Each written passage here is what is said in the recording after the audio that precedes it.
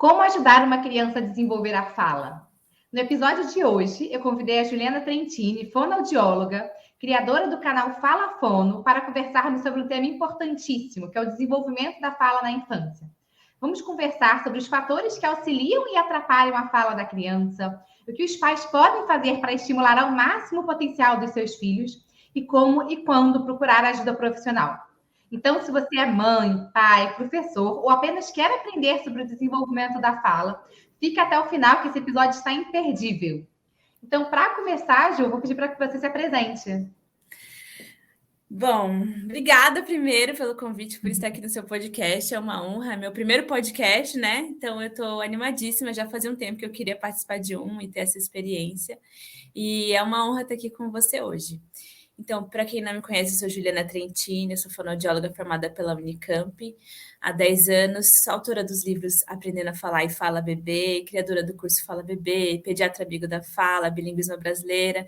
Enfim, eu tenho dedicado esses últimos 10 anos exclusivamente a estudar, entender, aprender, me aprofundar, né, no universo do bebê que está fazendo a coisa mais difícil da vida dele, que é aprender a falar, né? Então, essa é a minha paixão aí. Então, para começar, né, vamos responder aquela pergunta do milhão. Como é que os pais podem fazer para ajudar os filhos a desenvolverem a fala? Assim, a gente precisa ensinar uma criança a falar? Não precisa fazer nada? Como que você enxerga esse processo? É uma pergunta excelente, né? Afinal de contas, 20 anos atrás, ninguém faria essa pergunta, né? É uma pergunta que tem muito a ver com o nosso momento atual, né? Porque nossos antepassados viviam em bandos, nossos tataravós em tribos, os nossos avós em comunidades, nossos pais em vizinhanças e a gente em apartamentos dentro de bolhas, né? Apartamentos e departamentos, as crianças num universo que nem existe, que é o universo virtual, né? Então as coisas têm mudado de forma significante para uma criança que está aprendendo a falar. Então, o mundo para o qual a gente foi biologicamente preparado para se desenvolver, tanto em termos motores, cognitivos, quanto de linguagem, ele não existe mais, né? Ele mudou muito rápido e a realidade agora é outra. E aí, com isso, a gente precisa hoje conversar sobre isso. Como que o bebê aprende a falar? Porque antigamente, quando as famílias eram extensas, as pessoas se relacionavam mais, se encontravam muito, os vizinhos se ajudavam, as pessoas sempre estavam juntas umas com as outras, umas apoiando as outras, não precisava pensar muito nisso, né? Como que o bebê vai aprender a falar com o irmão, com a mãe, com a tia, com a vizinha, né? Na escola, enfim, vários contextos aí. Mas hoje em dia, devido a essa nova forma de viver mais desligada, né? Mais distante uns dos outros socialmente falando, a gente precisa parar para pensar, né? Como é que o bebê aprende a falar? E o bebê ele não aprende a falar por gatilhos genéticos, né? A gente sabe disso por situações horríveis que aconteceram na história de bebês que foram separados de famílias, eles não desenvolveram a fala, eles desenvolveram déficits cognitivos grandes, e, enfim, existem alguns casos aí na literatura para ilustrar isso. A gente sabe que ela não é genética, a gente sabe também que, por exemplo, um bebê nasce e ele tem potencial de desenvolver qualquer língua humana, não importa se ele é um filho de um esquimó. Se eu pegar um bebê recém-nascido de um esquimó e eu criar ele, ele vai falar português, né? Porque não é genético, né? O potencial para a linguagem, ele é genético. É da nossa espécie, né? Mas a parte prática da coisa, ela é aprendida em sociedade, né? Ela é aprendida culturalmente, ela é aprendida em conjunto com o outro. Então, o bebê aprende a falar quando a gente fala com ele. O bebê aprende a falar quando a gente interpreta o choro dele como uma comunicação, os gestos dele como uma comunicação, o esticar do bracinho como quase uma espécie de apontar, como se ele estivesse desejando alguma coisa. A gente considera aquele ser um ser desejante, né? Então a gente considera o bebê um ser da linguagem. E daí ele se contamina com linguagem, porque a gente fala com ele, a gente interpreta ele, e ele começa a se entender como gente, e eventualmente, quando ele estiver pronto e recebendo os estímulos, né, necessários, ele vai desenvolver a fala. Não, muito, muito importante isso que você falou mesmo. E a gente passou por um período recente de isolamento social que agravou ainda mais todas essas questões. Então, às vezes, as crianças que ficavam confinadas no apartamento, agora ficaram ali com o pai, com a mãe, que estão tendo que trabalhar em home office o tempo todo, às vezes ali naquele período crucial para o desenvolvimento da linguagem. Então, isso teve um impacto, né?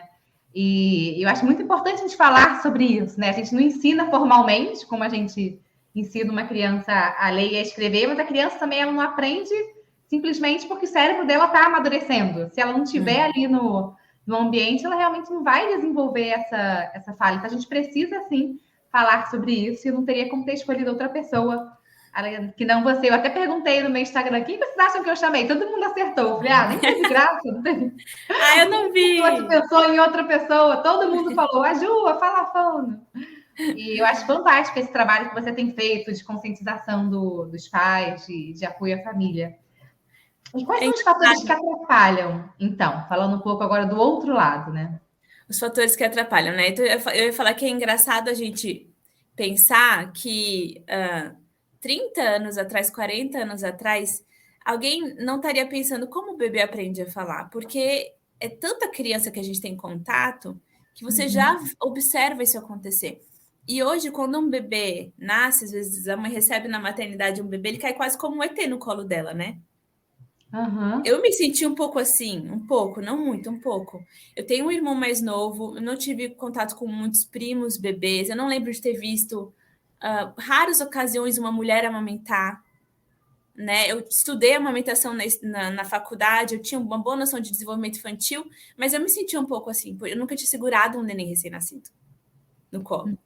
E aí os pais, a gente se distanciou um pouco dos bebês, né? A gente vive uma vida muito adultista, né? E às vezes até gera alguns preconceitos com relação à criança, tem até esse adultismo, né? Não aceita um ser imaturo, tem esse preconceito, tem dificuldades de lidar com isso. Mas estavam sobre as dificuldades, né? O que pode atrapalhar? E são coisas adultistas que podem atrapalhar o bebê, né? A chupeta, ela não é para o bebê, ela é para o adulto, né? Exato. As telas, né? São coisas que podem atrapalhar também. Então, em geral, os bicos artificiais, estimulações artificiais atrapalham bastante. Privações, né, de, tipo, não ter disponibilidade de conectar com aquele bebê. Então, a gente sabe, por exemplo, que uma coisa que, longe de ser culpa de alguém, mas que afeta, por exemplo, é a depressão, né, a depressão pós-parto. A gente sabe que gera ali uma neblina entre a conexão da mãe e do bebê, e isso fica dificultado. E a gente sabe que isso pode causar alguns impactos. Então, é muito importante identificar cedo qualquer tipo de dificuldade que a mãe esteja tendo nesse sentido, né? E oferecer ajuda, apoio, né? Outros familiares entrarem nesse meio de campo para estar fazendo essa ponte entre a mãe e o bebê, ou estar suprindo isso enquanto ela não está em condições de estar conseguindo entrar em contato com aquele bebê, enfim.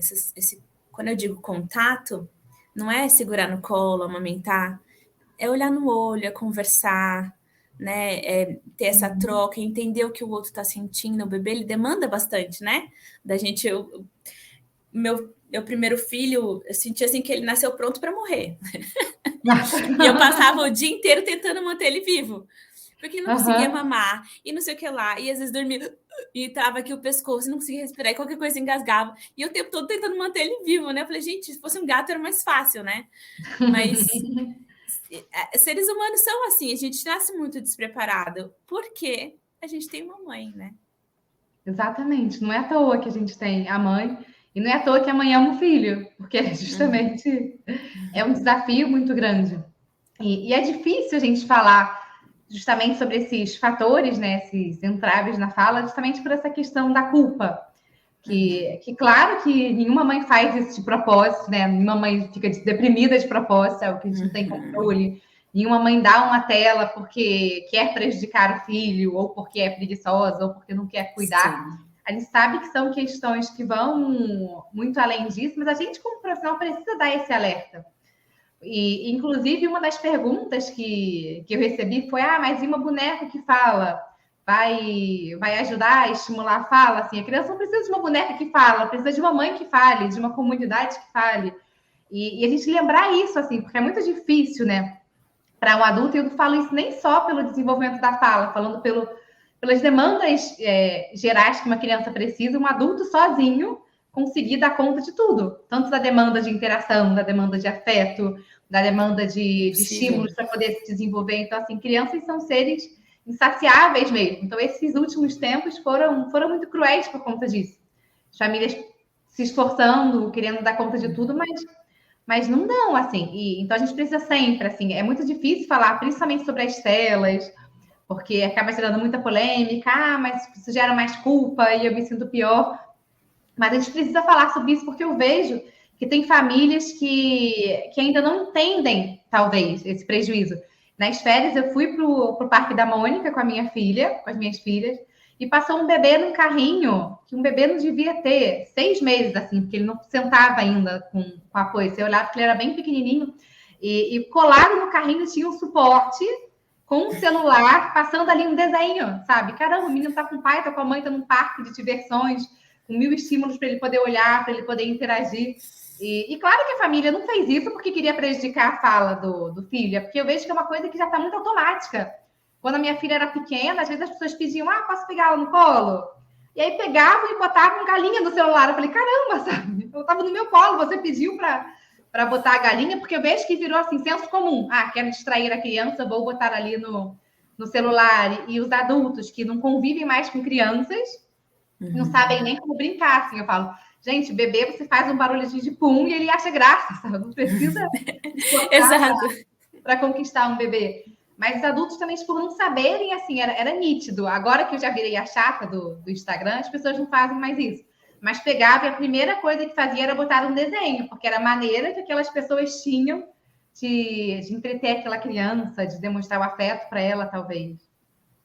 Sim, e é uma questão muito atual, né? Isso, você está falando é totalmente verdadeiro. E essa questão assim de achar também que a tela, porque fala, vai estimular a linguagem, né? Porque tem um estímulo auditivo aí, ou mesmo a boneca, que tem um som ali sintetizado, seria uma fala. Isso poderia ser interpretado pelo bebê como alguém falando com ele.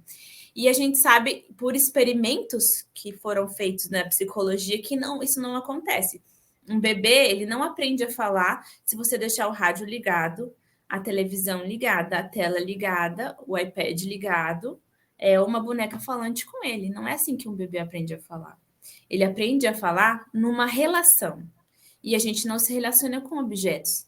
A gente se relaciona com outros humanos. Nós somos seres sociais. Nós somos seres da linguagem porque somos seres sociais, né? A linguagem só veio por causa dessa nossa sociabilidade. Então, não tem como a gente tirar a sociabilidade e achar que vai brotar linguagem. Não existe isso. Exato, está muito interligado, né? Até porque o objetivo da linguagem é justamente esse. Exatamente esse. Uhum. E falando um pouquinho da escola, porque esse também é um ponto que eu vejo que também gera um pouco de polêmica na internet, quando colocar, quando não colocar, assim. Acho que a gente nem precisa entrar nessa discussão de idade ideal, porque a gente sabe que esse é um fator que demanda muitas questões da família e tudo. Mas você acredita que a escola tem ali um papel de auxiliar na fala da criança? Eu acho que, historicamente, a escola tem vários papéis na nossa sociedade, né?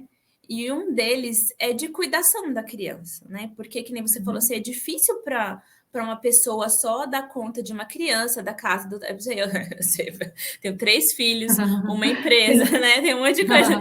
Não. Ontem um com febre hoje, ontem era outro. Então, assim, não é uma coisa simples. E quando eu não posso levar na escola porque eles estão doentes, que perrengue, né? Que perrengue que é o meu dia. Meus planos, assim, eu faço de forma bem flexível, porque tudo pode ir ao ar por causa de alguma criança que pode machucar o braço, eu nunca sei. Mas a escola, ela tem vários papéis, né? E um deles, principalmente para criança pequena, é de cuidar, né? Só que a escola também tem mudado, né? Ela tem se perdido um pouco, ela tem virado muito uma escola muito, assim, vamos dizer, pedagógica, conceitual, ensinadora, sabe? Então, uma escola que pega um bebê de 2 anos, que não sabe falar oi, bom dia, como vai?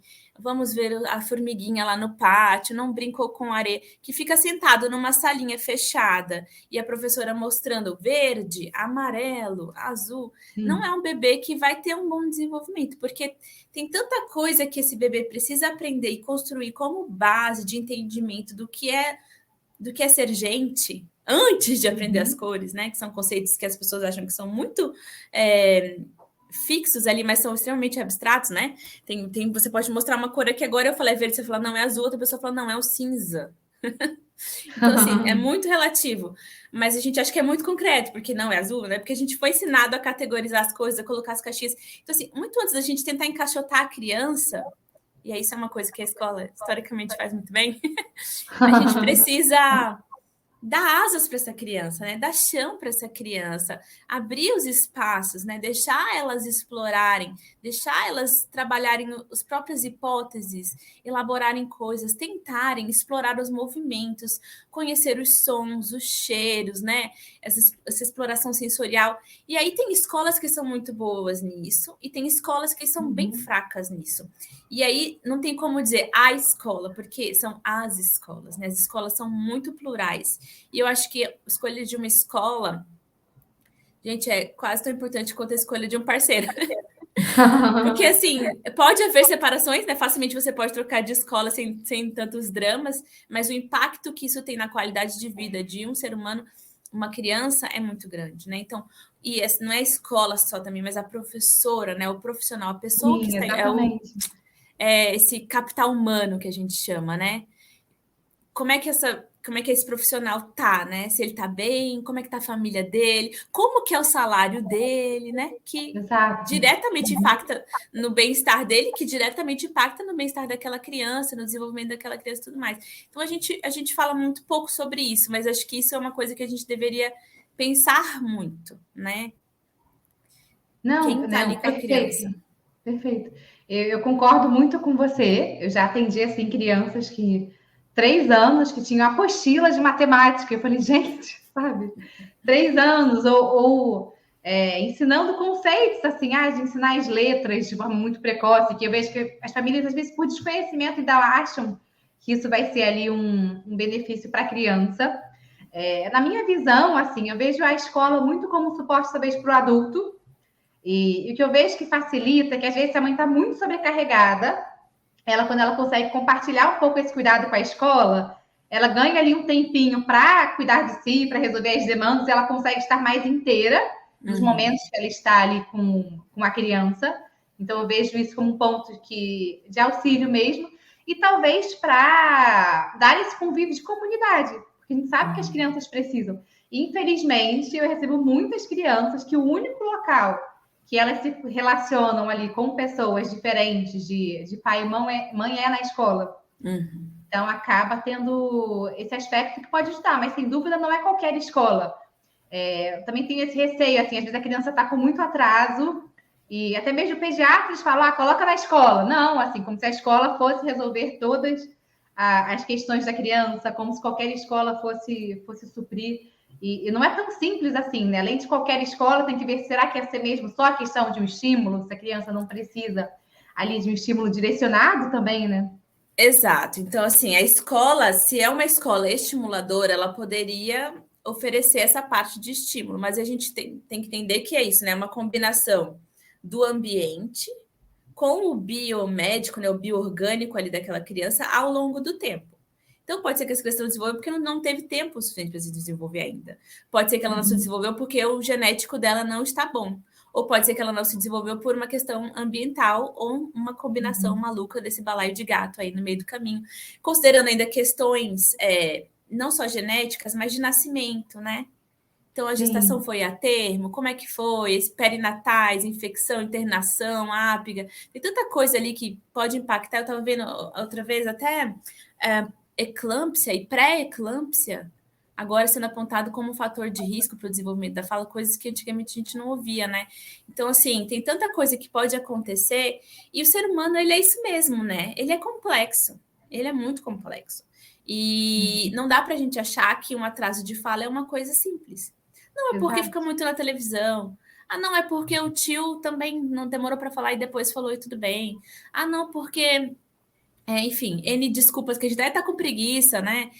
O que preguiça, acontece? A gente quer matar o neuropediatra e falar que a criança está com preguiça de qualquer coisa. Nossa, eu vi tentaram inventar um termo, eu não vou conseguir lembrar agora na memória. Era tipo uma forma mais científica de falar preguiça. Eu falei, isso não existe. Não existe. Você tá no mindset da criança. Não, ai, eu não tento lembrar o que ele usou. Era. Ai, a hora que eu lembrar, eu te mando. Agora a palavra não vem mesmo. Mas realmente não dá, né? Então, é essa complexidade que é o desenvolvimento da fala. E por que isso é importante, né? Por que a gente fala tanto em fala hoje em dia? Porque a gente tem estudos hoje o suficiente para a gente entender que, por exemplo, o desenvolvimento da linguagem de um ser humano está diretamente ligado ao sucesso econômico dessa pessoa, né? A posição econômica, sucesso acadêmico, está ligado até à saúde mental. Uma pessoa que não consegue se comunicar bem, que não se sente compreendida, que não sabe expressar o que ela está sentindo, pensando ou querendo da vida, é uma pessoa que vai ficar frustrada, inevitavelmente é uma pessoa que vai ter uma vida mais difícil que uma outra que consegue articular bem o que ela está pensando, o que ela está sentindo e o que ela precisa, né? Então, isso impacta em tantas áreas. A gente tem estudos hoje, por exemplo, que mostram que na população carcerária tem uma alta incidência de pessoas que têm dificuldades de linguagem, de comunicação e de fala. Nossa, né? Interessante. Então, assim, a comunicação, ela vai muito para além do saber falar minimamente. Tem pessoas que falam minimamente, mas que não vão ter toda aquela desenvoltura de linguagem. E isso, 30, 50, 100 anos atrás, não era tão importante quanto é hoje. Porque antigamente, quando os trabalhos eram mais manuais, ou mais braçais, ou mais práticos, técnicos, você pega aquilo ali, põe aqui, faz assim, né? A gente não precisava tanto de ter um desenvolvimento tão bom da linguagem quanto hoje em dia. Hoje em dia, os trabalhos mais manuais estão cada vez mais sendo substituídos por robôs, né? Sim. Ou perdendo o seu valor na posição, na sociedade, né? E cada vez mais é exigido de nós uma boa comunicação, né? Articular com as outras pessoas, formar alianças, grupos, trabalhar em conjunto para um prol, né? Uma pessoa sozinha não vai muito longe, então a gente precisa conversar com os outros, enfim. Então, essas habilidades de comunicação, elas estão muito em voga. E a gente sabe, Lu, desculpa estar me estendendo nesse assunto aqui, você convidou uma pessoa apaixonada pelo assunto, né? A gente sabe que não nascem todas as crianças iguais. Sim. Em tantos aspectos, né? Então, uma criança de uma família de status socioeconômico mais desprivilegiado, ela já é uma criança que vai ter um gap ali de linguagem, ela não vai ouvir tantas palavras na vida dela quanto uma criança de classes mais privilegiadas. A gente sabe que uma família que passou por uma gestante que passou por risco nutricional, o desenvolvimento dessa criança já não vai ser aquela Brastemp, né? A gente sabe que questões culturais, ambientais, estresse tóxico vindo de eu não sei se eu vou ter comida ou não, eu não sei se meu pai vai ser morto ou não, eu não sei se, né, eu vou poder sair na rua ou não, se eu vou ter, enfim, esse estresse, né, é tóxico para o desenvolvimento, e a gente sabe que geneticamente nós somos muito plurais. Mesmo se você pegar as crianças brancas, classificá-las todas iguais ali, brancas, socioeconômico e tal, tentar botar elas em caixinhas, a gente sabe que não é só isso. Geneticamente, nós somos plurais. E ainda quem tem mais de um filho vê isso fácil, né? Tem um segundo e você vê. Caramba, nem tudo, nem todos os acertos são méritos meus, né? Nem tudo que deu errado foi minha culpa. Porque a gente vê isso claro, né? A melhor maneira de descobrir isso é tendo mais de um filho. Exato. Isso fica bem evidente. Fica bem evidente. Então, assim, não nasce todas as crianças com a mesma capacidade de desenvolver a fala. Portanto, não nasce as crianças com a mesma necessidade de input linguístico. A gente vai ter crianças que com muito pouco contato, muito pouco esforço, que vão ficar bastante na televisão, de vez em quando no caminho entre a escola, não sei o que, alguém vai conversar com ela, a família tem seus problemas, mas que a criança, gente, ela é um mais da linguagem. E ela vai desenvolver a linguagem. E outras que uma família que faz tudo que pode, que se esforça bastante, que tem todo aquele cuidado, que conecta com a criança, conversa, estimula, tem livrinhos em casa, ela não vai conseguir dar conta, vai precisar de apoio, suporte terapêutico e tudo mais, para aquela criança conseguir ter todo o suporte para conseguir se desenvolver dentro do melhor, né, possível para o panorama genético dela, né? A gente não quer botar todas as crianças na caixinha de uma normalidade. A gente quer oferecer suporte para aquela criança conseguir galgar o degrau mais alto dentro das possibilidades dela. E para ela poder ser o que ela quiser e ter mais opções na vida. Não, perfeito, perfeito. E é sempre lembrar isso, porque eu vejo que as famílias ficam muito angustiadas quando a criança tem algum atraso. de querer saber a causa. E normalmente a gente não consegue, assim, não tem como você botar o dedo e falar, olha, a culpa dele não estar falando é do tablet, ou a culpa é da chupeta, ou a culpa é da genética, não tem como. Até porque normalmente é multifatorial, são vários fatores ali que vão se somando do potencial da criança, como você falou, de como foi a gestação, de quais são os estímulos, que vão gerar ali um resultado. Então, às vezes, é sair um pouco desse lugar assim de culpa e ver, não, olha, o que eu posso fazer para melhorar, para fazer estimular ao máximo o potencial daquela criança, sabendo que às vezes o topo de uma é diferente do topo de outra em cada esfera da vida. E isso é importante também para a sociedade, né? Se todo mundo tivesse as mesmas habilidades, fosse bom nas mesmas coisas e ruim nas mesmas coisas, a gente estava frito como sociedade, não ia estar certo. Com certeza. Eu ia falar só que eu lembrei de um fator de risco que eu vi num estudo até recentemente, que eles estavam tentando entender o que faz uma criança se desenvolver bem e outra não. E eles estudando, né, as diferenças. E um fator que teve impacto bem significante foi o número de livros no lar. Nossa, que interessante. Então, se tinha mais que 61 livros, era um negócio assim, ou menos que 61 livros, era de todos que estavam vendo, a ordem de nascimento, escolaridade dos pais, o número de livros foi uma coisa que impactou significantemente, quando eles fizeram estudo longitudinal, a capacidade de desenvolvimento da linguagem de uma criança. Muito, curiosamente. Muito e isso é um ponto, né? Ler para uma criança é sempre muito, muito positivo. Não basta ter o livro, né? Precisa sair da prateleira, ter aquele momento de interação. E agora falando um pouco mais assim da parte prática, né? Separei algumas dúvidas que as famílias trouxeram para mim lá no Instagram. Uma dúvida muito comum é quando a criança aponta, mas não fala. Daquela criança que ela quer água e ela fica apontando ali, apontando assim para a garrafinha dela, mas ela não fala. E as famílias ficam sem saber como agir, assim. Será que eu dou a água? Será que eu finjo que não estou vendo a criança apontar até ela de fato conseguir falar? Como é que você orienta nesses casos? Acho que assim, às vezes a gente vê a criança, pega um banquinho, coloca ali, põe uma caixa em cima do banquinho, sobe, se pirulita no negócio ali para catar um biscoito, sendo que a gente está sentado no sofá e fala assim, filho, pega ali o controle remoto para mim para mudar de canal, né? É muito mais fácil para a gente falar do que mover um dedo, né? Se a criança está movendo um dedo, ela está se esforçando, ela tem todo aquele envolvimento emocional, porque eles não é só assim, né? É todo um engajamento ali, porque ele quer aquilo, ele precisa daquilo. É porque tá difícil de falar.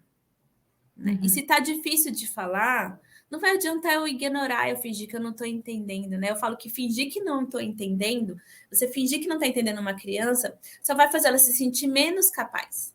E uma pessoa que se sente menos capaz, ela está mais desmotivada a fazer uma coisa. Então, se eu não sou capaz de comunicar apontando, para que eu vou falar? Que é difícil pra caramba para mim. Se nem apontando eles me entendem, né? Então, assim, eu acho que desmotiva muito. A gente não... acho que isso é uma recomendação que era dada há uns, sei lá, 20, 30 anos atrás e que ficou esse ranço, sabe, na sociedade. A gente repete esse padrão, né? Não faz o menor sentido. Para você é mais fácil falar, pega o controle remoto, do que levantar e pegar o controle remoto. Por que uma criança estaria apontando e não falando? Se não, porque ela tem dificuldade de falar. E se ela tem dificuldade de falar, eu preciso oferecer compreensão, apoio, né, suporte, outras coisas, né? E não ignorar a dificuldade dela, né? Não vai resolver magicamente o problema. Eu nunca vi ninguém que falou assim, falou porque eu não tinha outra opção, e aí falou. Olha, tem um caso curioso. Fora que a criança vai ficando mais angustiada, né? E vai gerando uma... Sim. E você bravo, uma pessoa brava, uma pessoa que sabe se comunicar bem, articular bem, ou ela é uma pessoa que, né, o sangue sai do cérebro, vai para os músculos e ela fica com ódio, ela quer bater, ela quer correr, ela quer pular. Já trava, né? Até a gente que é adulto, né? Quando alguém está muito bravo de você organizar seu pensamento, às vezes a gente não consegue, imagina para uma criança. Isso. E assim, a gente tem que fazer essa diferença entre interpretar a criança, que isso é extremamente positivo, do que falar pela criança, ou colocar palavras na boca dela. Né? Isso é ruim. Então, a criança ela tem que ter um espaço na família, ou na escola, na sala, enfim, no ambiente social que ela tiver, onde a opinião dela é importante ou é desejável, onde ela tem esse espaço para ser, para existir no universo da linguagem, onde ela tem uma voz, né? A gente tem casos onde o irmão mais velho fala pelo outro, né? Então, a Pois é, mãe, essa ele quer notícia água. comum. Mãe, é muito comum isso, porque a criança não tem um espaço. Não é que a gente vai. Não, não fala, deixa que ele fala, porque se ele tem que, né, precisar. Não, ele precisa falar. É que o outro está preenchendo esse espaço que era para ser dele. Então, o que eu digo assim? Deixa a criança se comunicar. Se ele não sabe falar, ele vai apontar. Se ele não sabia apontar, ele vai pegar, ele vai ter alguma ação, alguma linguagem corporal que vai denotar o que ele está querendo dizer. E daí a gente vai interpretar. Porque a gente enfia Uhum. palavras nas bocas dos nossos bebês, né? A gente é raro a gente perguntar, porque é conveniente também, né? A gente perguntar para uma criança de 2 anos se ele quer usar calça azul ou a bermuda rosa. A gente pega e veste a criança, né? Uhum. A criança tá chorando, é raro a gente perguntar o que aconteceu. A gente enfia uma chupeta. Né? Então a gente não quer muito ouvir a opinião da criança. A gente quer ouvir a opinião da criança, desde que seja a nossa opinião saindo na boca dela. Daí a gente quer ouvir, né? Te amo, mamãe, você é tão linda. Adorei. Isso a gente quer ouvir, né? Mas a gente não quer ouvir, tô com fome, né? Que outro dia eu tava com uma calça, minha filha falou assim: mãe, de 3 anos, minha falou, essa calça acho que não ficou muito bonita em você. Aí minha outra filha falou assim: não, tá bonita assim. Ela, tá meio feia, mas tá meio bonita. Eu falei, filha, eu também não gostei muito, mas já que eu comprei, tô usando. Então, assim, a gente tem que entender que falar eu te amo ou eu te odeio é a mesma coisa. É o direito da criança de falar, de ocupar aquele espaço, de dar a opinião dela, né? E aí, assim, a gente tem que ensinar ela como fazer isso de formas mais polidas, né? Mas ela tem que ter esse espaço. Então, gêmeos é muito complicado também. Então, um acaba, às vezes, sendo porta-voz da dupla. E o outro Uhum. acaba ficando privado. E eu já ouvi uma história, assim, causo, né? Não é casuística de caso que eu tenha atendido, mas um causo que eu ouvi de uma dupla de gêmeos, onde um menino falava sempre pelo outro. E esse outro não falava, não falava. E aí, um dia, do gêmeo que fala não estava presente.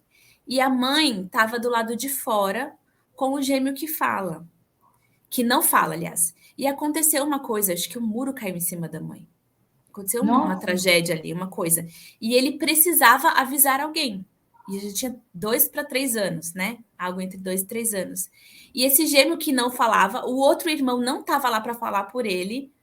Naquele dia, ele foi e chamou alguém para ajudar. E a partir daquele dia, ele percebeu que ele tinha uma voz. Ele não tinha percebido.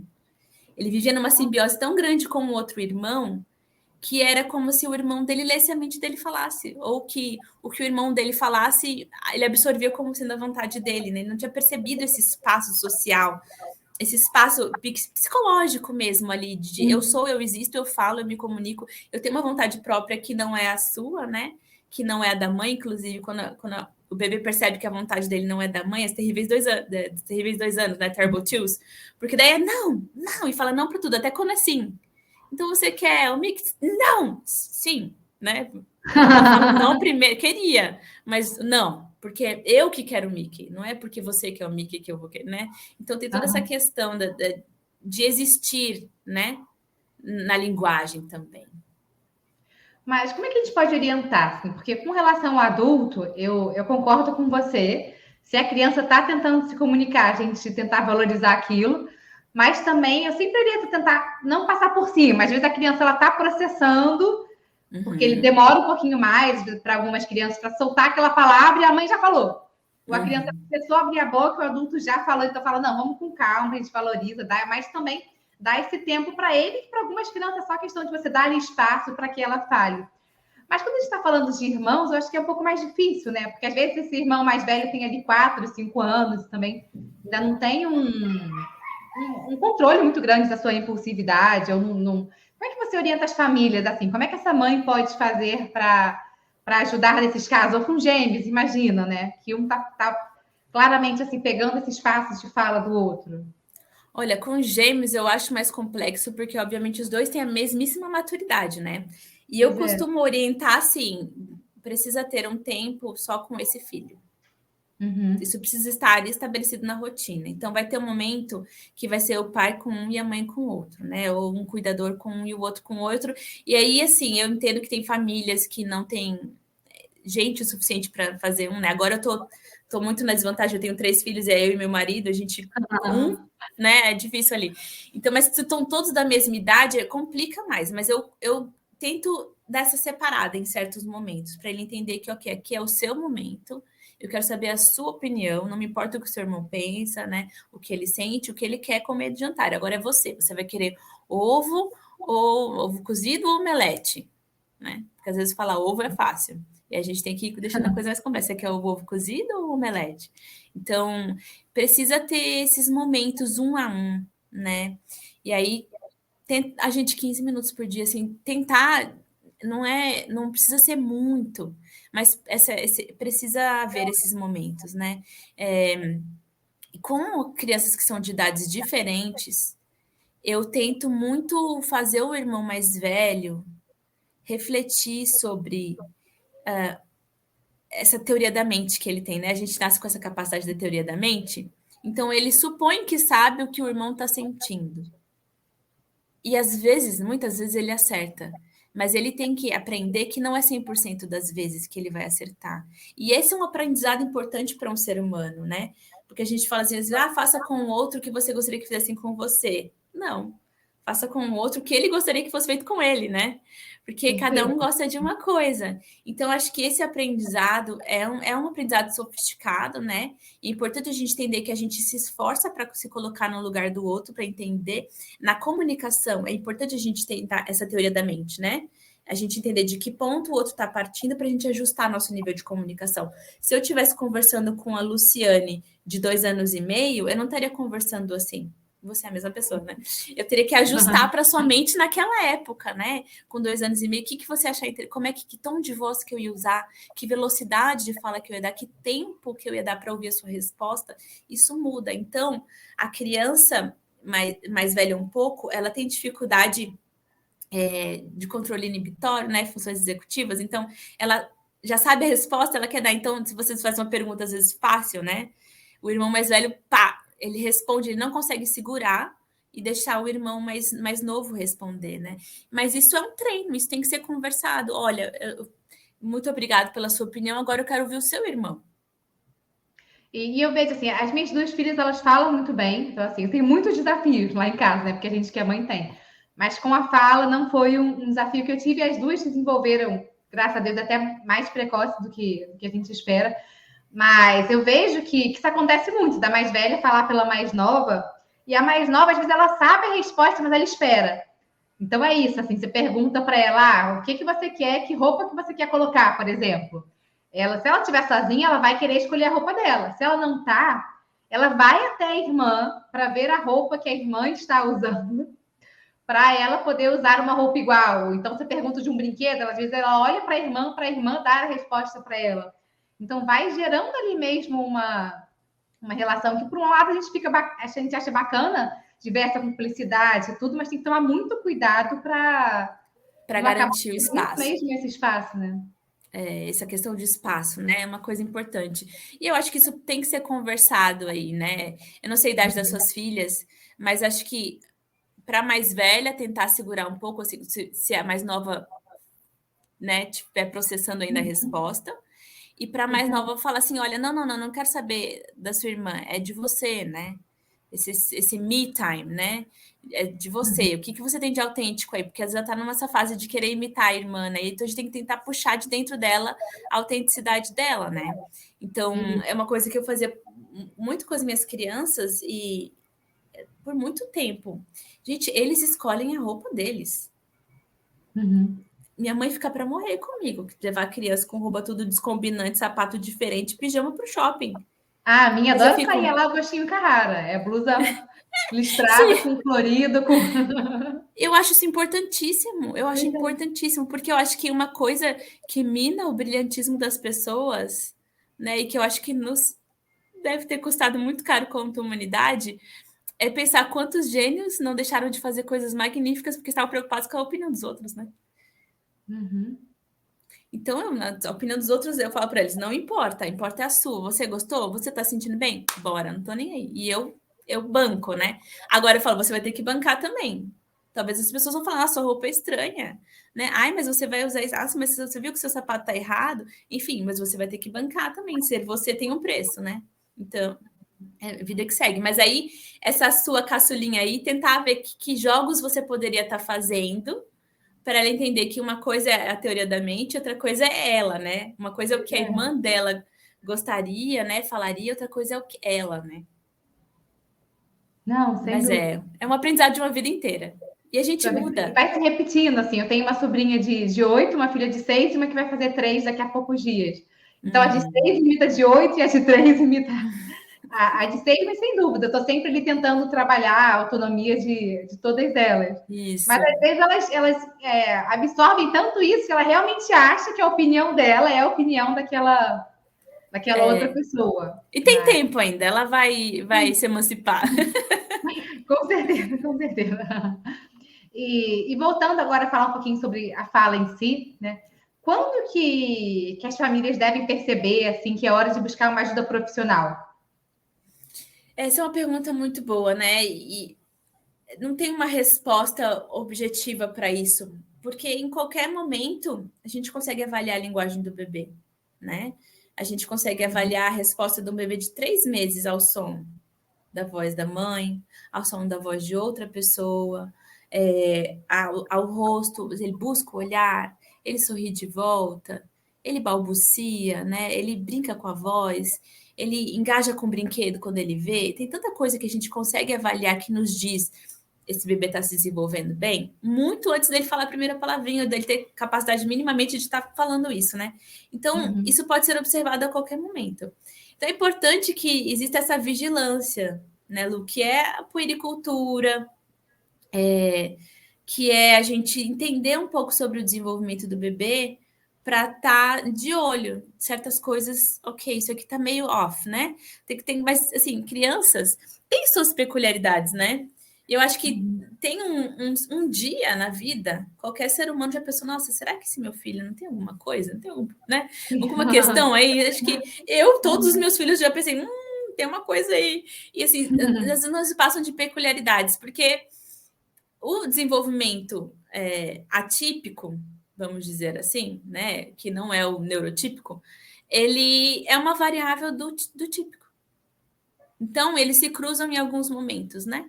Eles se diferenciam muitas vezes na significância, na quantidade de repetição, na persistência da apresentação daquele comportamento, daquele repertório, mas em alguns momentos eles se cruzam ali, todo mundo fica, será que isso aqui não tá meio, né? Eu tinha um sobrinho, por exemplo, que ele tinha dinossauro, sabe? Tudo era dinossauro, só falava de dinossauro. Pois ele tem 14 anos. Dá um livro dinossauro para ele, até hoje ele gosta, né? Mas assim, que uma característica, uma peculiaridade de um ser humano não vai classificar ela em X, Y, Z, né? Transtorno. Para nada, né? Então, assim, às vezes a gente tem que entender também que coisas são peculiaridades, mas que existe um padrão para o desenvolvimento humano em si. Então, é esperado que com 3 meses a criança se atente aos sons. Com 6 meses ela já localiza os sons. Ela sorri de volta quando alguém sorri para ela. Com 9 meses, ela já atende quando chamam, né? Chamam pelo nome, ela percebe que é com ela, né? Entre os 9 a 12 meses ali, muitos balbucios, com 12 meses, ela tá falando as primeiras palavras, né? Mamá, papá, coisa simples, assim, não palavras perfeitamente pronunciadas, mas ela consegue usar a própria voz para dar um significado a alguma coisa, né? E utilizar isso de forma comunicativa. E aí vai, né? Com 18 meses a gente já espera em média 30 palavrinhas ali, muito mal pronunciadas. Dos 18 aos 24, ela deslancha, o vocabulário dela explode para 150 palavras. E entre os 2 e os 3, ela trabalha muito a pronúncia dessas palavras. Aí a gente começa a entender o que ela está dizendo. Porque e a gente não está entendendo o que ela está falando, às vezes as pessoas mais próximas vão ficar traduzindo, né? Mas entre 2 e 3 ali, ela aperfeiçoa os movimentos da fala num processo de ouvir, né? É um processo matemático até. Então, algumas pessoas falam assim, eu devo corrigir quando meu filho fala errado, né? Então, assim, não. Uhum. Porque ele não está falando errado porque ele não sabe o certo. Ele sabe o certo. Você já não modelou para ele o certo? Você não fala, sei lá, chupeta e aí ele fala pepeta, né? Uhum. Ele sabe o certo. Ele não conseguiu ainda desenvolver a destreza motora o suficiente para chegar nesse padrão. Mas ele vai trabalhar nisso inconscientemente, repetidamente, dia após dia, até entrar num padrão, né? E vai absorver isso, a menos que hajam dificuldades ali. Então, se for uma língua presa, uma perda auditiva, existem alguns entraves ali que podem dificultar isso, e aí sim isso precisa ser visto, né? Mas naturalmente a criança vai conseguir. Ai, desculpa, gente, minha cachorra tá latindo. Ela vai conseguir aprender isso, e isso é matemático. Então, ela ouviu, chama feedback auditivo, né? O cérebro escuta e ele se escuta. Então, chupeta, pepeta, chupeta, upeta, chupeta, cupeta, chupeta, chupeta. Ah, agora ficou igual. Chupeta, chupeta, chupeta, chupeta. Ele vai se afinando para entrar em consonância. Isso é inconsciente, é involuntário. Tanto é que às vezes a gente, quando é criança e se muda para outra região do país, a gente pega o sotaque. Aí tem até adulto, né? Adulto pega, a gente vai cristalizando. Dependendo do tempo que eu fiz em outra região. Tá certo. Assim, a gente tende a ser mais cristalizado. Mas eles pegam, né? E se não conseguiu, é porque realmente existe uma dificuldade aí. E aí, assim, se existe uma dificuldade, de novo, não adianta a gente corrigir. Ele não está falando barata, ele está falando balata. Tá, mas aí ele tem a língua presa, vamos supor, dando um exemplo aqui. Não adianta você falar 1000 vezes para ele barata, não é balata. Ele não vai conseguir, né? A mesma coisa que você falar para mim, Ju, levanta esse fusco, olha aqui como é que se faz. É fácil. Eu não vou conseguir, eu não tenho músculo para isso, né? Então ele precisa ter capacidade para produzir os sons também. E aí a gente tem uma tabela, Lu, que mostra para gente o que é esperado em termos de fonemas para cada idade. Porque às vezes esses erros de fala são mais persistentes, residuais, ou são indícios de transtornos mesmo na fala, nos sons da fala. E isso precisa ser trabalhado por fonoaudiólogo. Mas isso não existe uma data limite para todos, né? Existe para cada fonema uma data limite. Com 5 anos, a gente espera que todos estejam bem instalados, né? Os fonemas, que a criança esteja conseguindo produzi-los sem dificuldade. Algumas palavras ficam, né? Então, de repente, carinhosamente, ele apelidou a chupeta de pepeta, para sempre vai chamar, ou por muito tempo ainda, mesmo que saiba falar chupeta, vai ficar esse pepeta. Mas, gente, isso não é um problema. Deixa que acaba pegando uma palavra ou outra, né?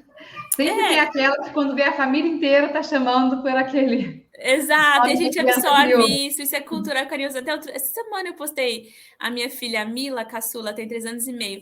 Ela estava chamando o pônei dela de ipônei. Ela, seu ipônei e o meu ipônei, vamos pegar os ipôneis. E ela falava assim, e eu filmei, postei a coisa mais fofa. E as pessoas começaram a falar, né? Meu filho, em vez de falar pernilongo, fala picalombo. E aí as palavras mais engraçadas do mundo, boi da calabresa, não era o boi da cara preta. E foi surgindo tanta coisa. Mas isso, a gente não precisa corrigir isso. Porque o mundo vai se encarregar de fazer essa maldade. Porque se o mundo fosse bom, deixava. Pois é, a minha mais nova, ela chamava fio dental de balete. Eu não sei qual foi a associação dela. E eu achava o máximo, né? E eu ficava falando, filha, posso passar o balete no seu dente? Que amor. Até que um dia o meu marido chegou e falou, não é balete, é fio dental. Gente, desde esse dia ela nunca mais falou balete. Não, sempre vai ter um sem graça. Falei, poxa, gente, balete combina muito mais do que fio dental, entendeu? Não, é mais fácil de falar, por que não? Pois é. E vou falar isso para ele do sotaque também, porque ele também fica. Mas você foi para São Paulo e está falando igual paulista. Agora eu vou falar, olha, você é trabalho de uma fono dizendo que é normal ela voltar falando igual paulista de São Paulo. É sinal que seu cérebro não é tão cristalizado, é até mais plástico, né? É até uma vantagem. Pois é, um benefício. É um benefício. E como assim que a gente sabe, na hora de buscar um profissional, né? Isso aqui é uma pergunta difícil também. Como saber que eu estou buscando uma boa fono? Existe alguma linha específica ou alguma característica? Ou número mínimo de sessões? Assim, eu sei que esse é um assunto difícil também da gente abordar. Mas é importante, né? É importante porque as pessoas com informações, elas tomam as decisões que elas que elas puderem, né? Então, assim, como que a gente identifica que uma fono é boa? Então, primeiro, ela recebe o paciente e ela faz uma avaliação dele. Né? Ela não vai já sair atendendo. Ah, tá bom, ele não fala ainda, pode deixar. Semana que vem você traz ele aqui, eu ajudo. Não, ela vai querer entender como que foi o nascimento, né? Vai tentar levantar essa história, fazer essa anamnese, entender bem, vai te escutar, né? Um profissional que não te escuta já, nem troca, próximo. Porque existe uma dinâmica, principalmente na linguagem, né? Assim, a linguagem não é o bebê, é a família o bebê. Né? A linguagem acontece na família. Né? O pulmão se desenvolve dentro do peito, mas a linguagem ela acontece na família. Então, a opinião da família, a participação da família e como essa família reage à linguagem, ela estimula esse bebê, ela conversa com ele, ela interage com esse bebê, tem um impacto direto na linguagem desse bebê. Então, ela vai querer te escutar, ela vai fazer uma avaliação, ela vai elaborar um relatório, né? Ela vai entregar informações para você. Então, ela não vai ficar retendo informações para ela, não sei, pode ser. Ela não vai ficar segurando o jogo, ela vai te dar as informações, né? Você contratou um serviço, ela fez uma avaliação, você tem direito a essas informações, né? Não são informações que só ela vai usar. Ela não tem medo de dividir essas informações com você, tá? E aí, diante da avaliação que foi feita, ela vai identificar onde está a dificuldade da criança, né? E eu canso de pegar pais que fala, mas eu tô levando meu filho na fono. Ah, tá, e onde é que tá a dificuldade da criança? Eu não sei, mas o que a fono diz? O que ele vai falar? Ou então, que não é autismo, né? E a avaliação de linguagem de um bebê não é passa-fala em autismo, não é triagem para autismo, né? Exato. É avaliação de linguagem, né? A gente tem que entender onde é que tá a dificuldade dele. E aí, diante dessa dificuldade dele, então ele tem essa dificuldade em tal aspectos, ou em tais aspectos, a gente tem um plano. A gente elabora um plano terapêutico com estratégia. A gente vai usar essa estratégia para alcançar esse objetivo dentro do nosso plano, porque a gente observa que a dificuldade dele é aqui. E às vezes não acontece tudo que a gente planejou, as coisas vão mudando no meio do caminho, mas houve um plano. O que não pode é a gente sair atirando para todo lado e uma hora acertou, né? Isso é uma perda de tempo, e tempo é cérebro, né? Então a gente não pode perder. Não, perfeito, perfeito. Então, Ju, queria agradecer mais uma vez pela sua presença, pela sua disponibilidade. Foi maravilhoso, assim. Espero que ajude, na verdade, tenho certeza que vai ajudar mesmo as famílias a entenderem a importância da linguagem, o poder da linguagem. E você quer deixar algum recado final? Quer falar mais um pouquinho sobre o seu curso? Eu vou fazer um jabazinho, então. Claro, aproveita. O curso Fala Bebê, agora a gente está com mais de 20 mil alunos, né? E se você me dissesse 2 anos atrás que em 2 anos a gente teria mudado a vida de mais de 20 mil pessoas, eu ia falar, mentira. E eu vejo o quanto ele realmente tem a capacidade de transformar, né? Esse conhecimento, às vezes, tão simples, que aplicado da forma certa pode fazer uma diferença tão significativa, né, na vida das crianças, e que isso ao longo do tempo ali sendo feito se acumula de um jeito que muda a trajetória, né, de um ser humano. Então realmente é uma honra para mim ser fonoaudióloga nos dias de hoje, onde eu posso compartilhar com as pessoas informação, né, informação de qualidade que vai estar realmente impactando na vida delas. Queria agradecer muito o seu convite de estar aqui, admiro muito o seu trabalho, já há anos a gente se troca figurinhas por aí, né? E neuropediatria realmente é uma área importantíssima para o desenvolvimento infantil também. Obrigada mesmo, Lu. E obrigada também a quem está ouvindo, a quem está assistindo a gente aqui no YouTube. Se gostou, não esquece de seguir aqui o podcast para poder ser avisado sempre que tiver um episódio novo. Então, toda quarta-feira, semana sim, semana não, a gente bota aqui um episódio novo no ar. Um beijão, gente, até a próxima.